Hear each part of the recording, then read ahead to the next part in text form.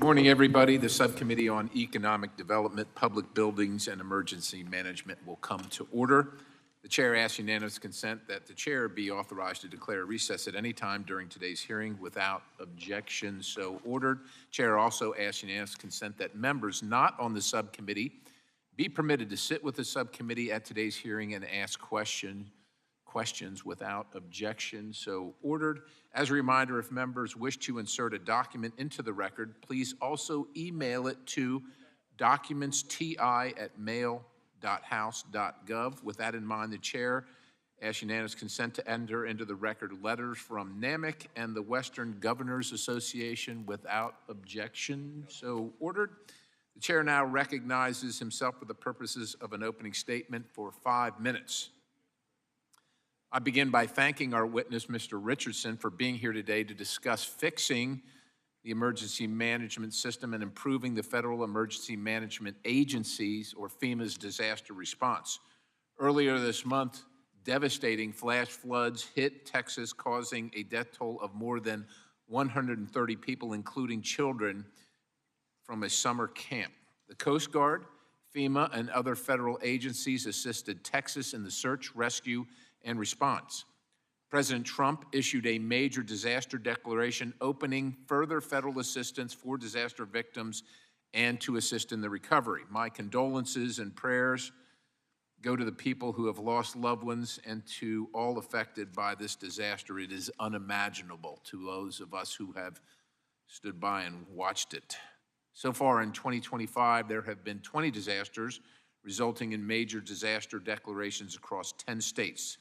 This does not account for emergency declarations and all the open disasters still on the books, going all the way back to Hurricane Katrina in 2005. I've said this before, I question the increasing role of the federal government in disasters, but when the federal government responds,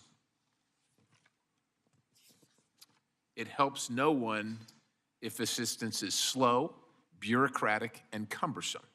States should be the lead in preparing for, mitigating against, and responding to disasters. When the federal government does provide assistance, it should be fast, agile, and targeted in a way that's most effective. What I believe we can all agree on is this: 20 years from now, in 2045, we do not want to see congressional hearings asking why disasters that happen in 2025 are still open. The longer it takes for communities to rebuild, no matter who's paying, the higher the costs, and the more vulnerable those communities are to additional harm from other hazards. Over the years, Congress has passed reform after reform trying to fix FEMA and get federal disaster response to work effectively. Quite honestly, little seems to work or have been effective. Congress passes something intended to fix disaster response, but bureaucrats continue to complicate the law with added regulations. This makes the implementation and process more confusing. At times, it seems the process actually gets worse, not better. The process becomes even more unclear when you add in the numerous federal agencies that are now involved in disaster. The whole point of FEMA was to carry out the president's authority in disasters and manage the entire federal government response. However, we seem to have gotten away from that, and we have many agencies, often with conflicting requirements and rules involved, slowing the process even more. Today, I hope we can touch on not just what is happened in Texas and other recent disasters, but how we can work together effectively to fix our emergency management system. Our constituents, American people, are depending on it. It is our duty. How do we make it work better for the communities hit by the disasters, and how do we also respect the taxpayer? I appreciate the leadership of the full committee, Chairman Sam Graves and the ranking member, Mr. Larson, for their work in trying to tackle these issues with their legislation, and we look forward to seeing that very shortly. With that, I look forward to hearing from our witness. The chair now recognizes the ranking member, Mr. Stanton, for 5 minutes in his opening statement. Mr. Chairman, before I begin my testimony, I ask for unanimous consent that the committee observe a moment of silence to honor the 135 lives lost in the Texas floods and to pray for the safe return of those still missing. Without objection, so ordered.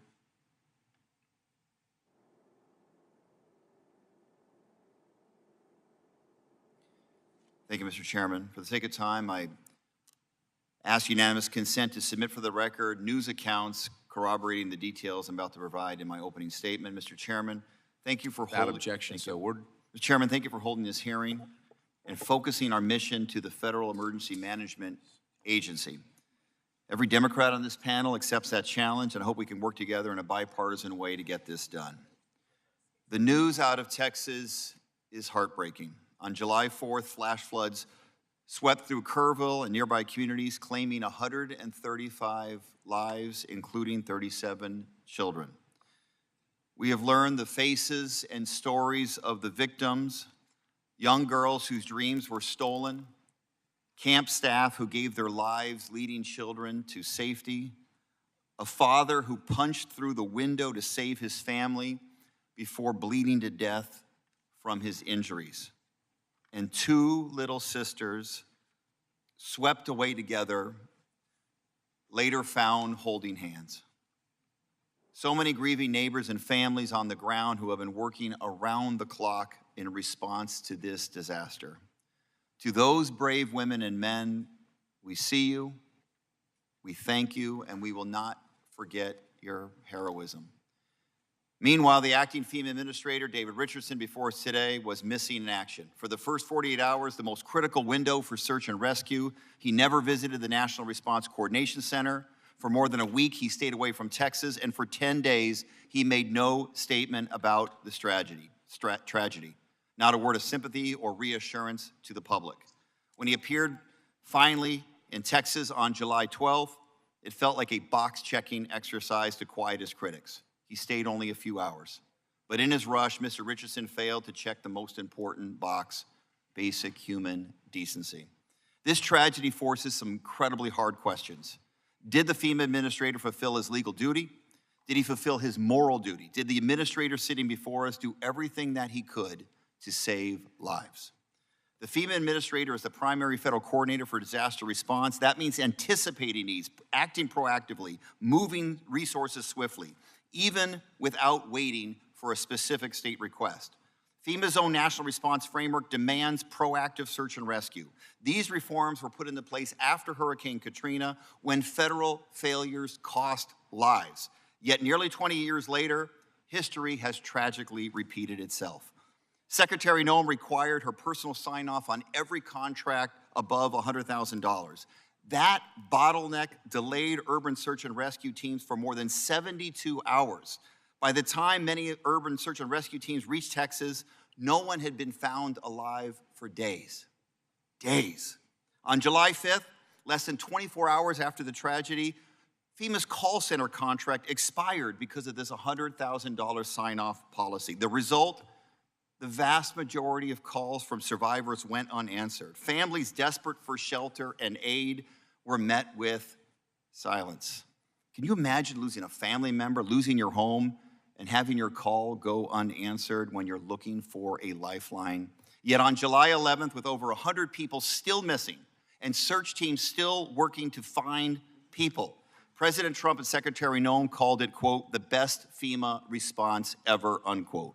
All while this administration was working to dismantle FEMA, the very agency whose workers were still risking their lives to save others. According to CNN, FEMA's search and rescue chief resigned in frustration over the Texas response. DHS bureaucratic hurdles cost his team critical time and likely lives. This committee has a duty to uncover why FEMA failed to meet its obligations and ensure no community ever faces these failures again.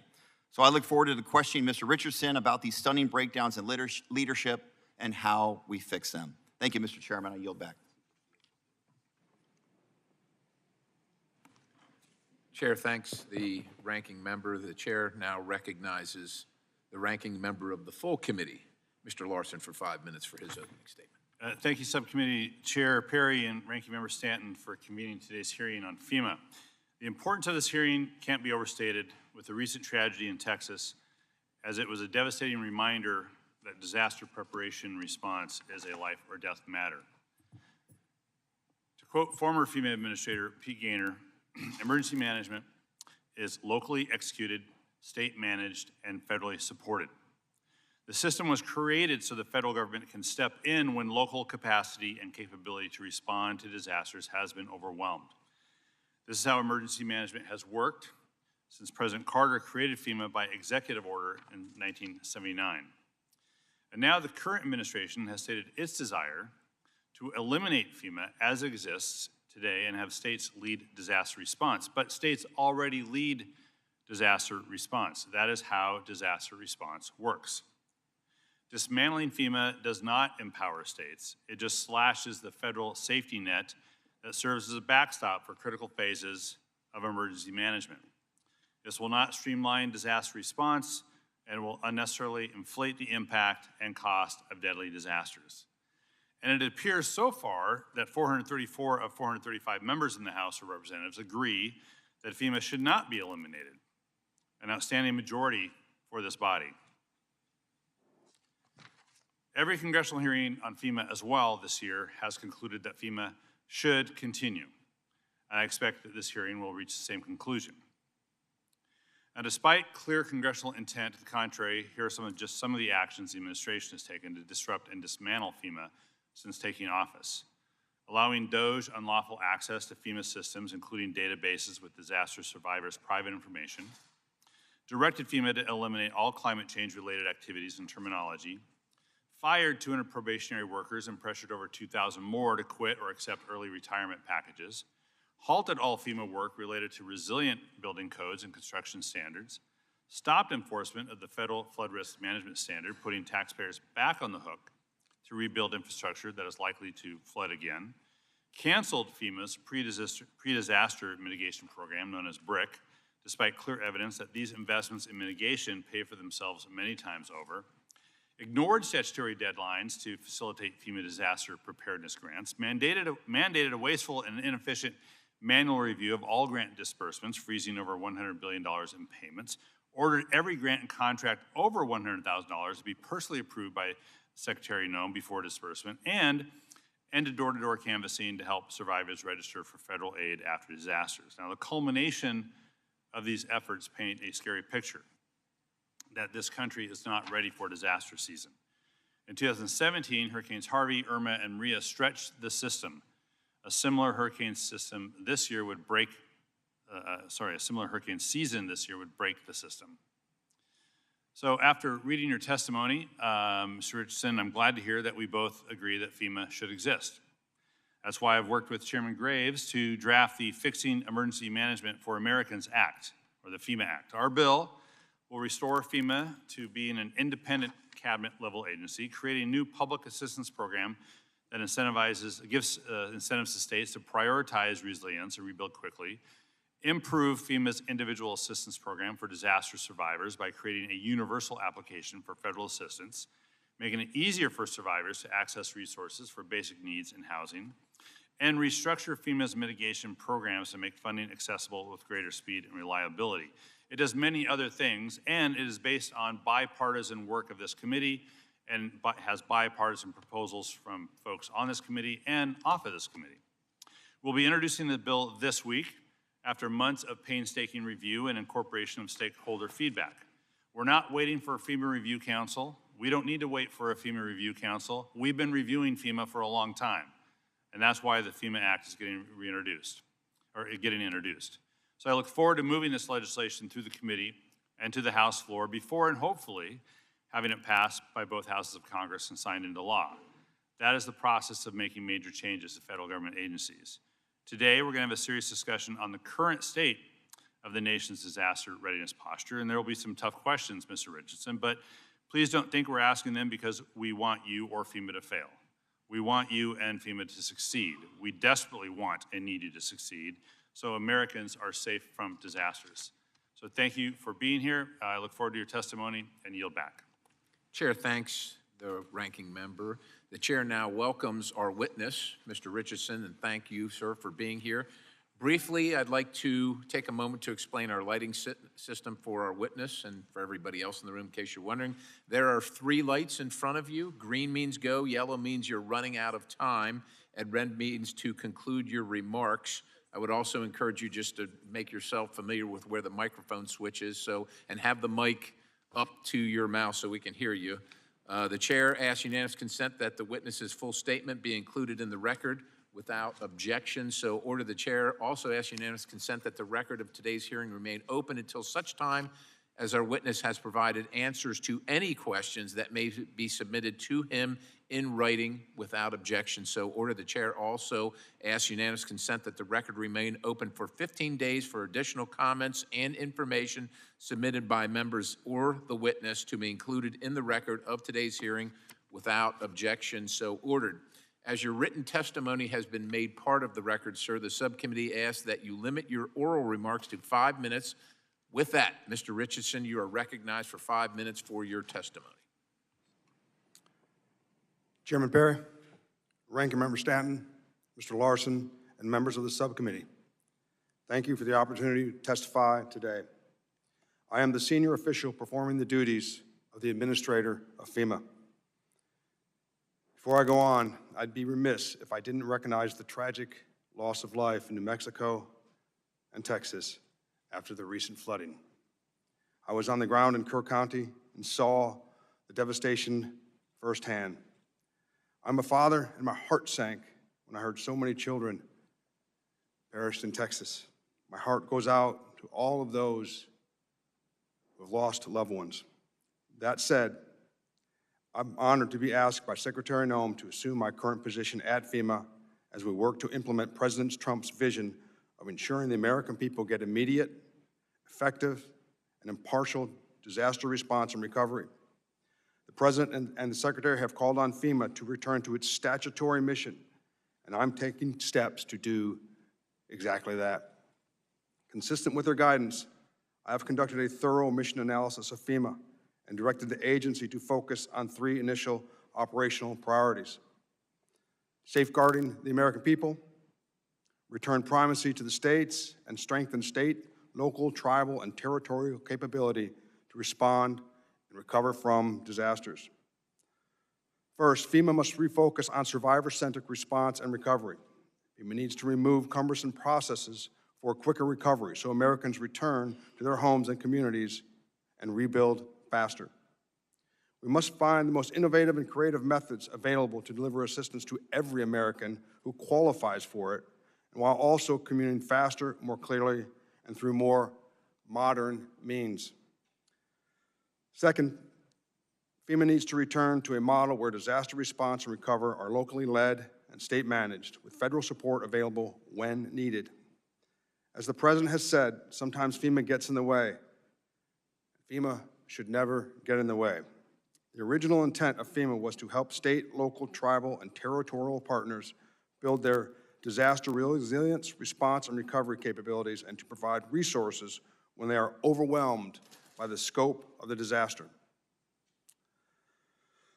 FEMA has lost sight of its original intent, but under the leadership of the President and the Secretary, we are returning to this mission focus. Moving forward, we will continue to encourage increased state and local investment and ownership of disaster activities. By doing so, we will be better postured to eliminate processes that create delays, backlogs, and survivor frustration, while also increasing coordination with state and local officials.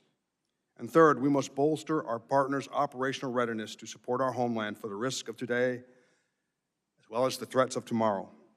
This means returning authority and responsibility to the states and improving our programs and leveraging technology to deliver that support that communities and survivors need when they need it. The more we build our partners' resilience, the more prepared our nation will be. By emphasizing these operational priorities, we have narrowed FEMA's focus to what it should have been all along, making sure that resources are brought to bear to help communities on their worst day. We are focused on cutting through red tape and ensuring that when federal assistance is warranted, we deliver assistance to survivors rapidly, regardless of the political affiliation, race, or creed.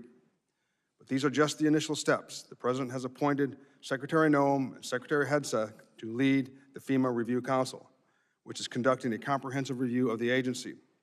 The Council is dedicated to reimagining, not just reforming FEMA. To that end, I will ensure that FEMA is fully cooperative with the Review Council. We respect the independence of the Council's review and will welcome its recommendations.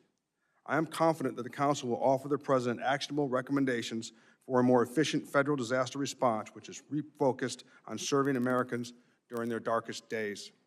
Additionally, the President has issued several executive orders to streamline government, and Secretary Noem and I are committed to ensuring that those executive orders are carried out both in letter and spirit.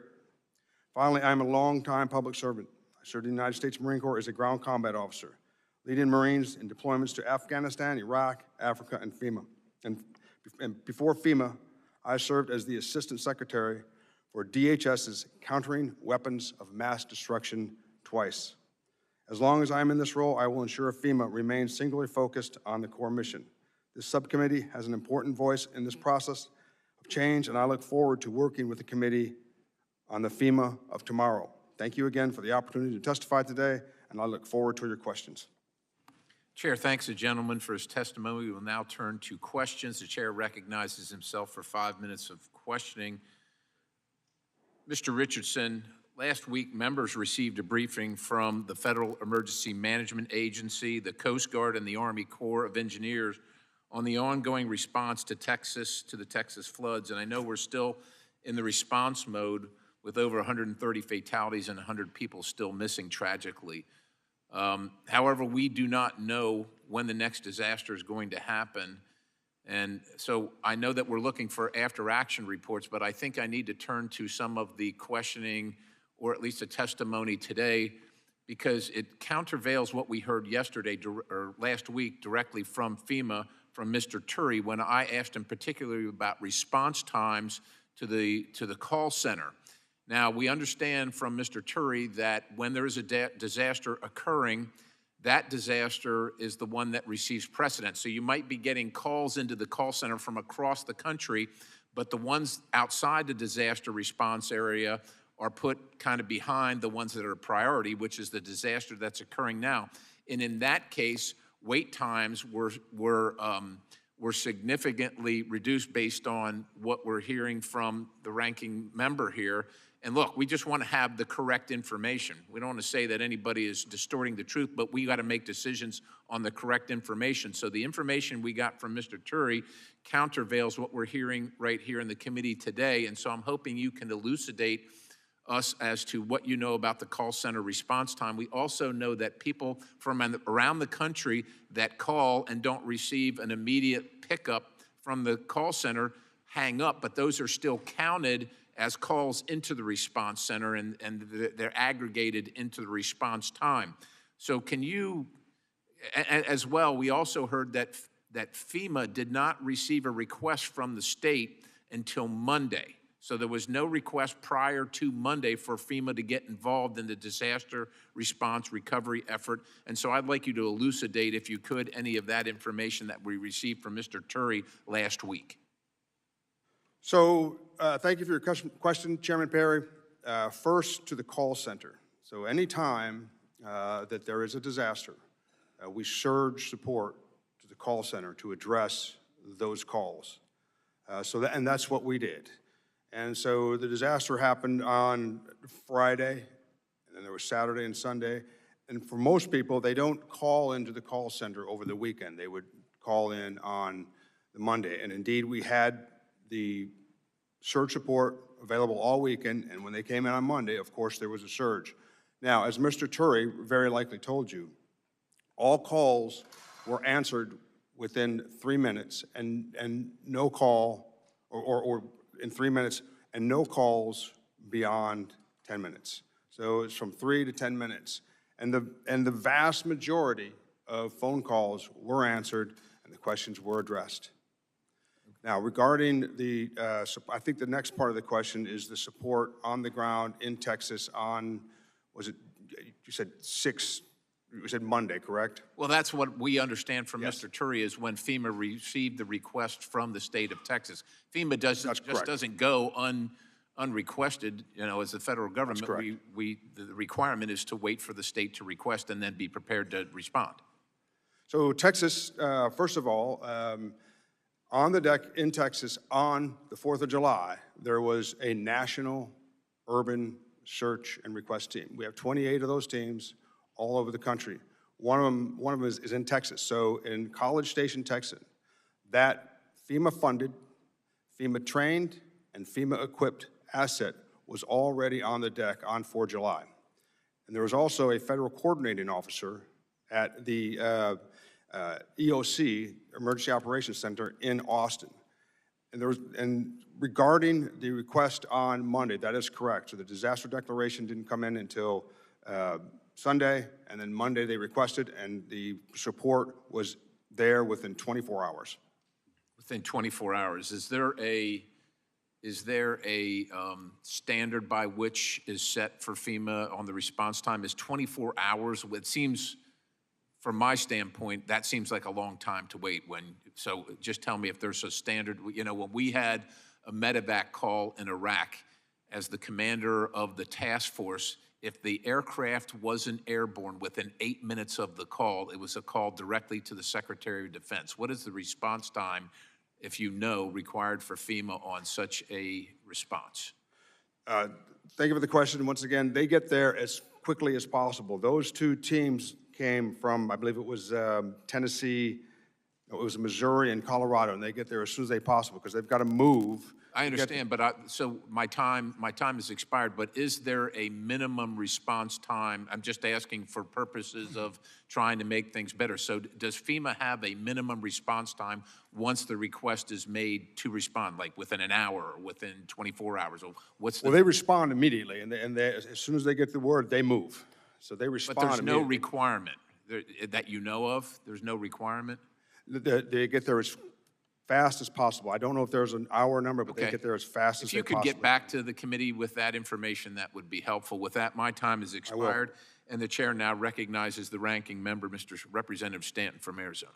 Thank you very much, Mr. Chairman. I, too, was at the briefing that you were at, and it sounds like you and I share our disappointment in FEMA staff for pointing the finger at Governor Abbott and blaming Governor Abbott and his team for a late request for urban search and rescue help in this horrible disaster.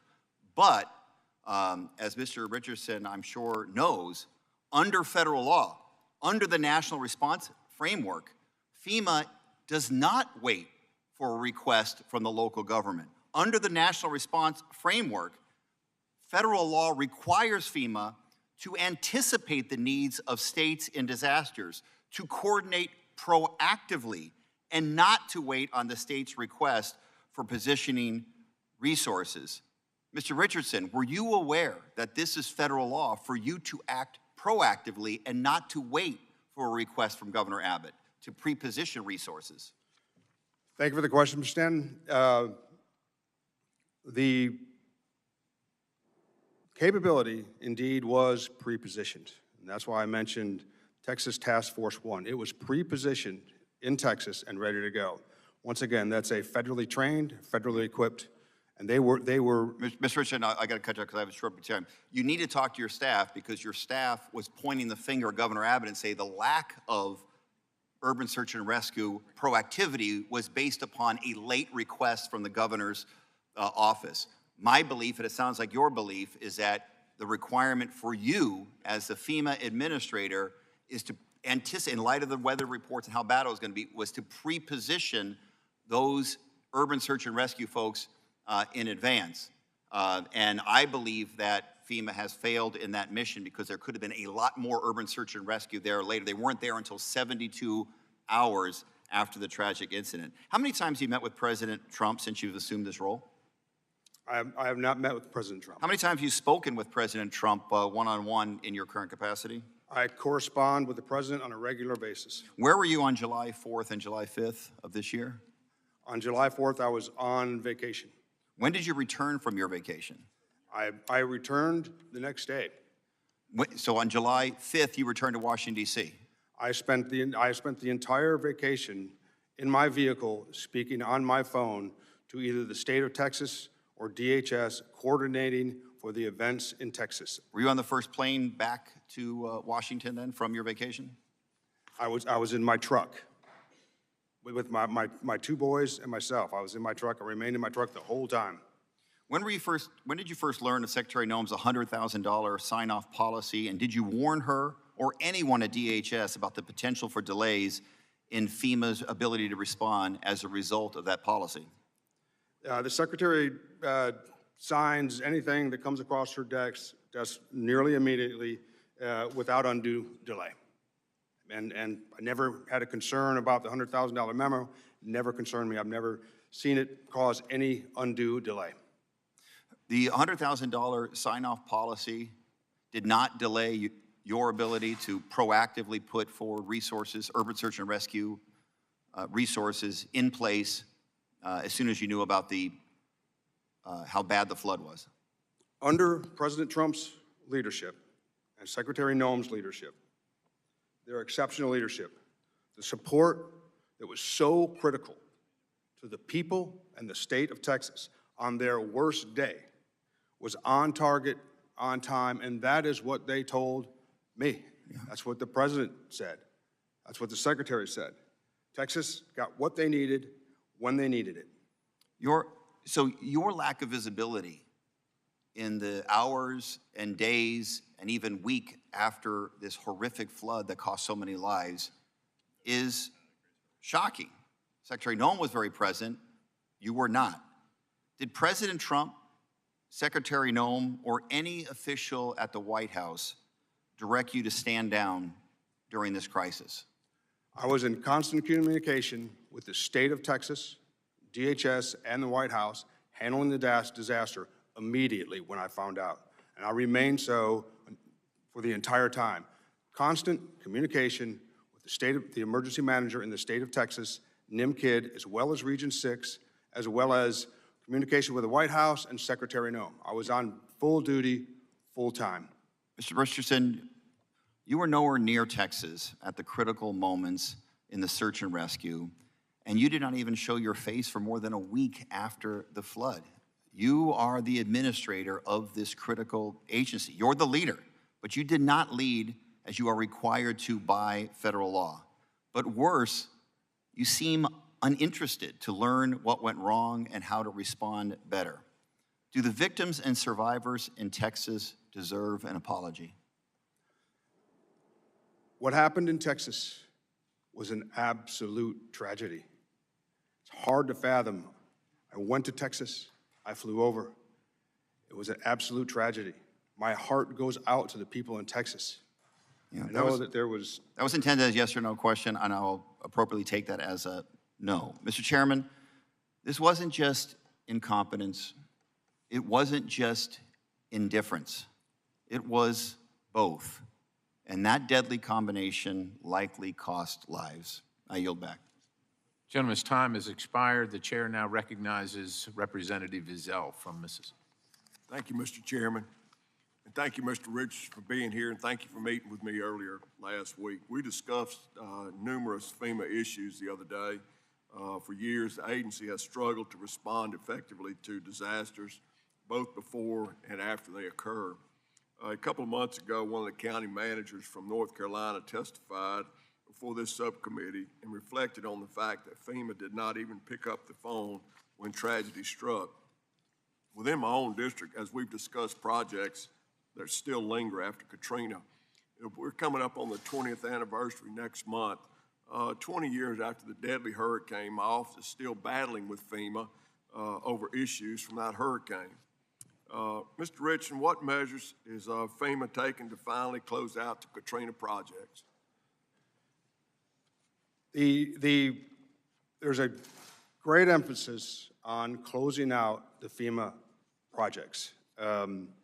It's one of my discoveries during the full mission analysis at FEMA that we have a long ways to go on closing out all the open disasters.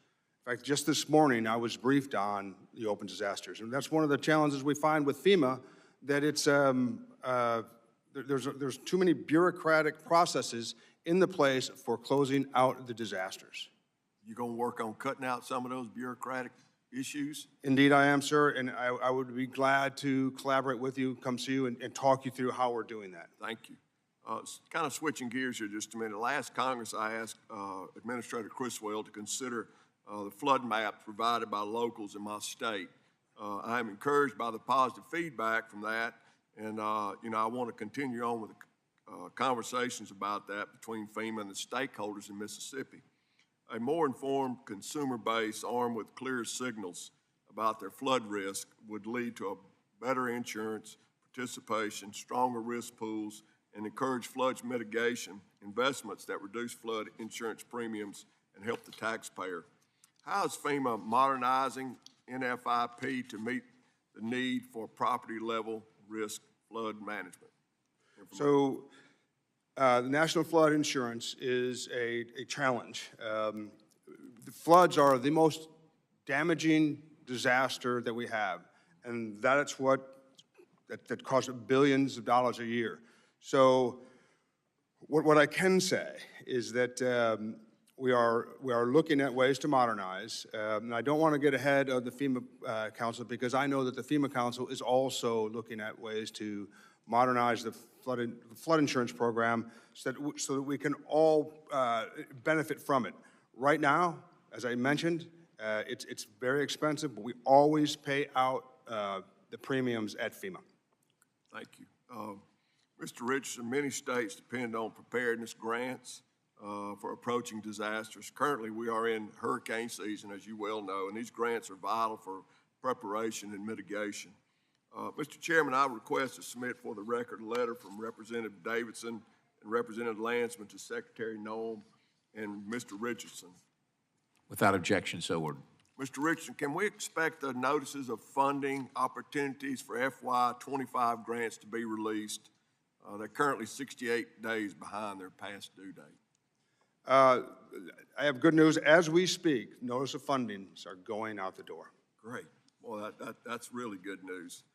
Lastly, Mr. Richardson, have you been able to read through the bipartisan work product the committee has introduced on FEMA reform? And what's your opinion of the reform draft? Indeed, I have. Can you repeat the last part of the question? You know, have Mr. Zell? you been able to read through the reform we've asked, and can you give us your opinion about the draft? So I read through the draft, and because I've done my own thorough mission analysis at FEMA, I'm pretty familiar with the language in your draft. And there was a couple of things I saw. Although it didn't address mission creep necessarily, what I did see was that it was restricted to the statutory missions of FEMA, which is good because what I discovered during the mission analysis, there's a lot of mission creep. A couple other things I saw in there. There was a large emphasis on coordination. I think part of the mission creep at FEMA is that there's boots on the ground where we should be doing more coordination. I do believe I saw something in there on continuity, which is outstanding. And then I think there could be better survivor interface, and that's also something that was in the draft language. Thank you, sir, and I appreciate you being here today. And Mr. Chairman, I yield back. Chair thanks the gentleman. The chair now recognizes the ranking member of the full committee, Representative Larson from Washington.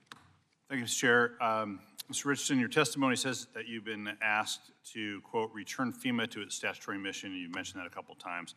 So I have a list here compiled by the Congressional Research Service of the 518 actions that the law mandates FEMA needs to do. And currently, FEMA doesn't follow all these laws. It's 518 statutory missions. It's kind of a crazy question, but can you commit today that you'll fulfill the promise in your testimony to return FEMA to its statutory mission and implement all the mandates in this list?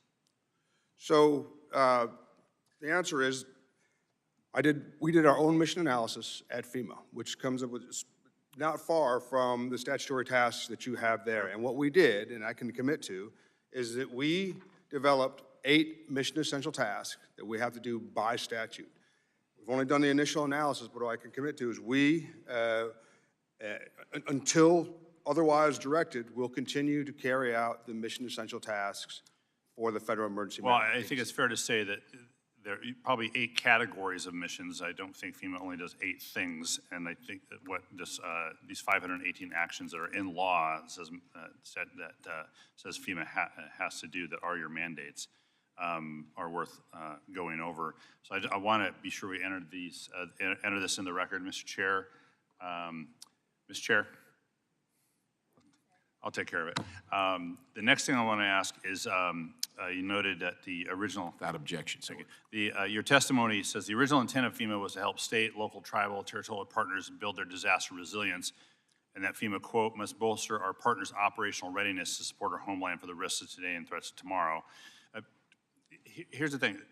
There are 3 really kind of basic 3 missions of FEMA: pre-disaster mitigation, immediate response, and recovery. It sounds to me like the administration really wants to do response and recovery, and leave sort of the preparation to lower the damage from disasters, leave that to state and local governments. That is the pre-disaster mitigation bit, which is why the administration canceled billions of dollars in BRIC money, Building Resilient Infrastructure and Communities money, and pulled that back. But it does seem that you aren't helping communities prepare for their worst day if we are not helping them, if we're not including in the recovery bit the ability to build for that worst day, so the impact of the worst day is less than it could have been. And that is pre-disaster mitigation assistance. I'm thinking specifically of a lot of things in my state. One in particular, the $85 million grant that was 4 years in the making for the county of Grays Harbor. I can get the details on it. But this is not a county that is going to find $85 million under, in the couch cushions to be able to do that work. And there are places all over the country that need federal assistance for pre-disaster mitigation in order to prepare for the likelihood that something's coming in the future. Could be floods in my area, could be earthquakes in my area, could be wildfires and so on. But the administration is sort of saying, no, states and locals, you need to do that when they don't have the money to do that. We're the backstop. We need to be helping states and locals prepare for this and paying for this with appropriate review so that the disaster we respond to is less than it could have been. And so, I mean, do you think that FEMA has no responsibility to help local governments and state governments prepare for that worst day? Because that's what it sounds like. What I think is that, I believe you're referring to mitigation, correct? Yeah. Okay. Yeah. What I believe and what FEMA believes is mitigation is very important. And I think you know what the return on investment for Absolutely. 7 to 1 or something. Mitigation. It's like, 7 to 1 or 6 to 1, I don't really remember.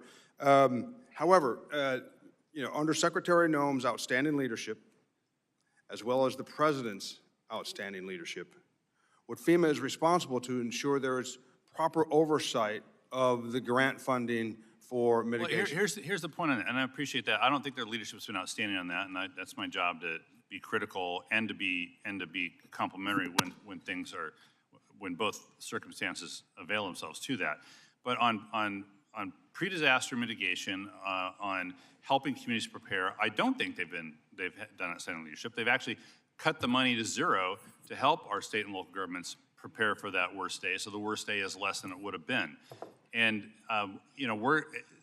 we may not have been specific in the FEMA Act to include that. We're looking at changes to make it as part of the FEMA Act. It doesn't mean we're against disaster mitigation assistance, because we already have that. What you're all choosing to do is to not do what you can do.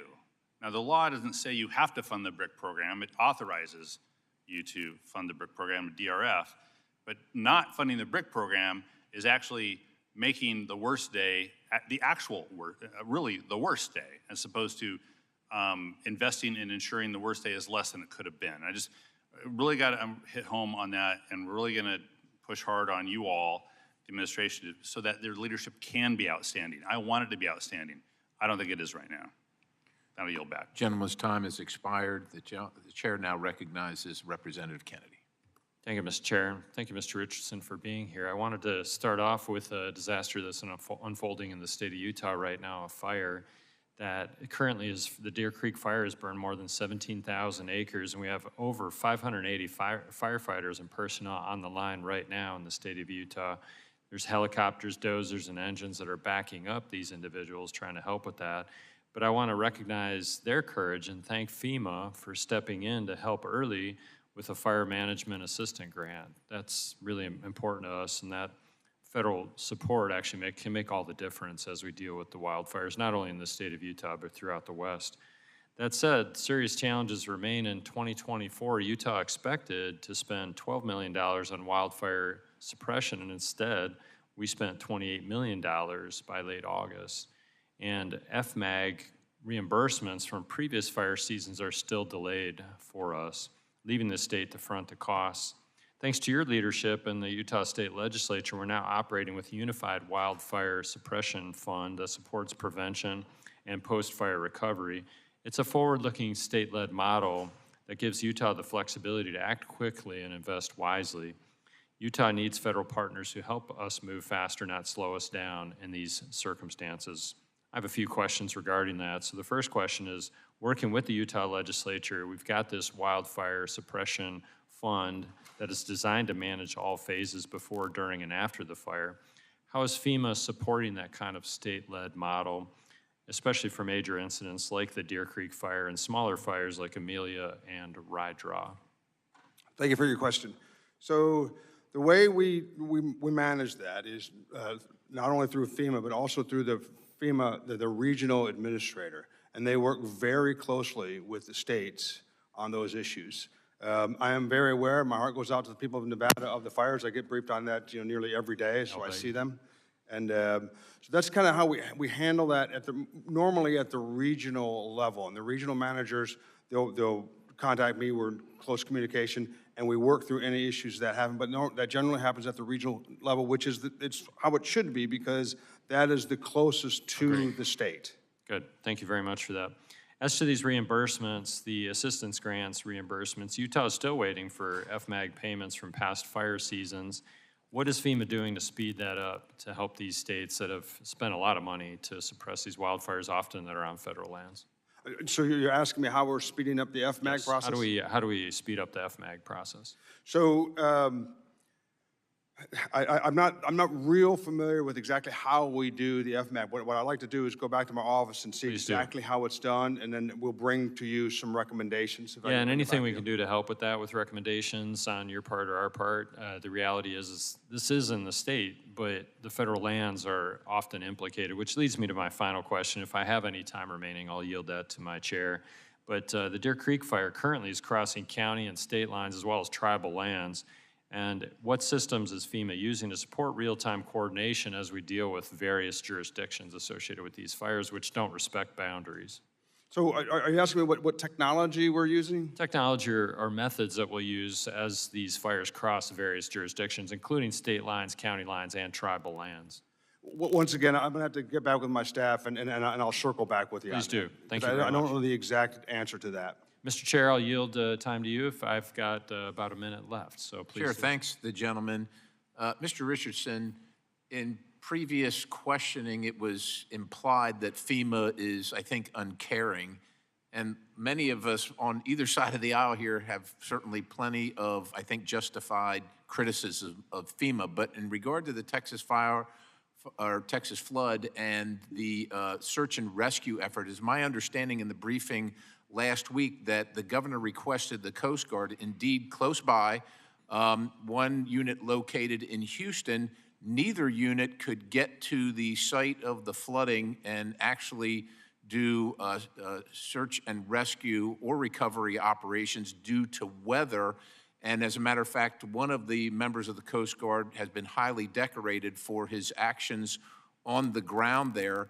Can you, look, like I said, we just want to make sure that we level set here and we understand what happened, what FEMA's role was, what FEMA was prepared for, but what was actually used by the governor. If FEMA was stationed on site, but the governor didn't want FEMA there because he wanted to use the Coast Guard because of a pre-existing relationship or because of capability or location, that's important to know now. Can you provide or shed any light on that issue?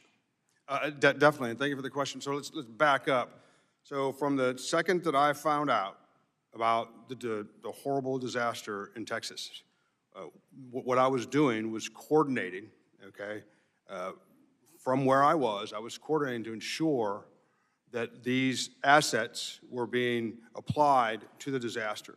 Now, Texas Task Force 1, which is a FEMA paid for and equipped asset, was working also with the emergency state manager, but they also have a direct relationship with the Coast Guard, CBP, Public Health, and the Texas National Guard. So there were other forces on the ground that were either federal forces like Texas Task Force 1, which is a national, and then there was also other DHS assets. And through Secretary Noem's extraordinary leadership, my coordination, we made sure they were available to the Emergency Operations Center. Appreciate the answer. The time of the gentleman is long expired, and I want to respect everybody on the committee. The chair now recognizes the delegate from Washington, D.C., Ms. Norton.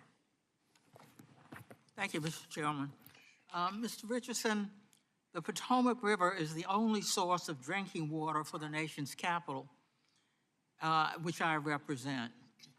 The Army Corps of Engineers produces the drinking water for the nation's capital, and the Army Corps only has 1 day of backup water supply. This poses a significant risk to the residents of the nation's capital, the operations of the federal government, national security, and regional economy. What steps, if any, has the Federal Emergency Management Agency taken to prepare for the possibility that the Potomac River could become unusable for drinking water at any moment, whether through man-made or natural events? Ms. Norton, thank you for your question. And the first time this came to my attention was yesterday afternoon. And before I left the office, I asked my staff, I said, we need to get together a information so that I can go sit down with Ms. Norton and walk through this. And we need to know all the issues. So if you would allow me to come and talk you through this and figure out how we're going to address this,